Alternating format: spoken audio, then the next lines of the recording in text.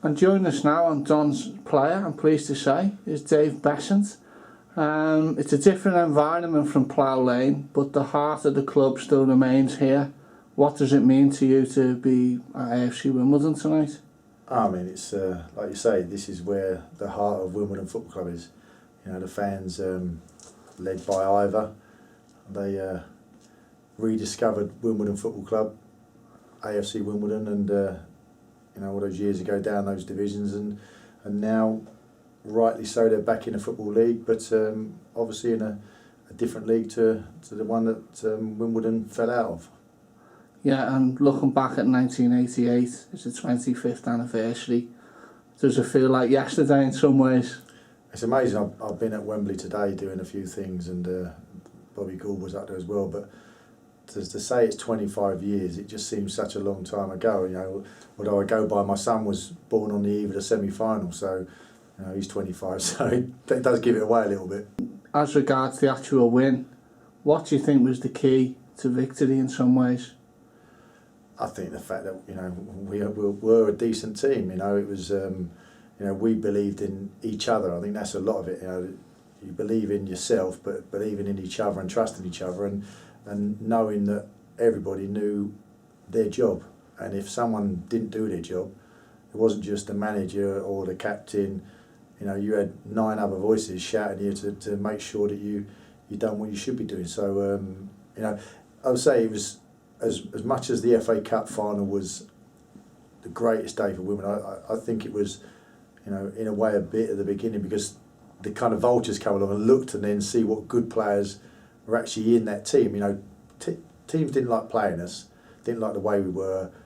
A lot of it was because we beat them. As soon as we have success, the managers start looking at the team and they start saying there are good players in that team unit. I mean, I was the first to leave. But you know, the good thing was the money that was generated by the sales of the players, because of their values shot up. I think that would have pleased Sam, her man, immensely. How many times have you watched the penalty back? I don't watch it back personally, but you know, obviously I see, you know, every time there's a cup final, you know, I get, you know, I'll be being wheeled out in a wheelchair when I'm 80 or so, just to cup final, which is great, you know, because it's something that, you know, you're remembered for, and you know, let's say every cup final I end up at Wembley one way or the other. Yeah, because I've seen some quotes to the Wigan FC official site the other day. That cup final's still going on. Surely that's what the FA Cup's all about, the underdog, isn't it? It is. I just happened to be up at Wigan the other week, and some of the senior pros thought that I'd actually been brought in to tell them what it was like to be playing in a cup final and how you're going to win it. You know, it happened to be a coincidence, but you know, their story is in a similar vein to ourselves. You know, they was in the lower divisions. I mean, they didn't come from the type of place where Wimbledon come from, and in such short space of time. But it's a similar story, and as we're seeing today, the contrast between Wigan and Man City, although they're in the same division, is quite dramatic. Are you still in touch with a few of the lads from 1988?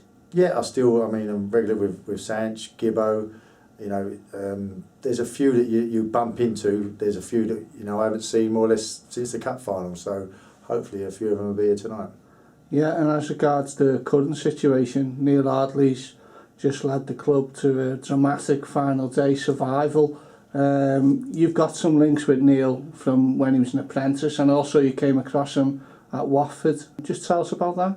Yeah, well, you know, obviously when I was, you know, a pro here at Wimbledon, ours was a young lad. He was coming through the ranks, and after I'd left, he progressed and got through to the first team, and you know, had a good career. And then towards the end of my career, or at the end, I didn't have a contract at the beginning of pre-season, so my local team is Watford, so I would go in and train pre-season with them, and Neil Ardley and Neil Cox were over there as well, so I got to know them quite well over there, and you know, so whenever I'm down here, I don't even have to knock, I just barge into the manager's office. And what do you recall of Neil then? Was he a person who you thought he could go on to be a manager?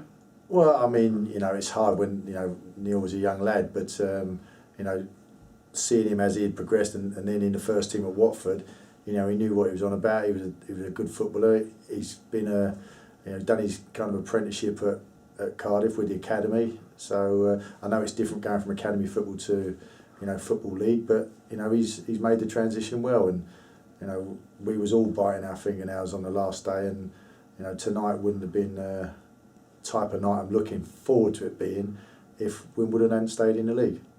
Yeah. Thanks very much, Dave, and Pleasure. well done on 1988 and all that, as much as it pains me to say it. I'm delighted you're doing the interview. Thanks very much. Cheers, pleasure.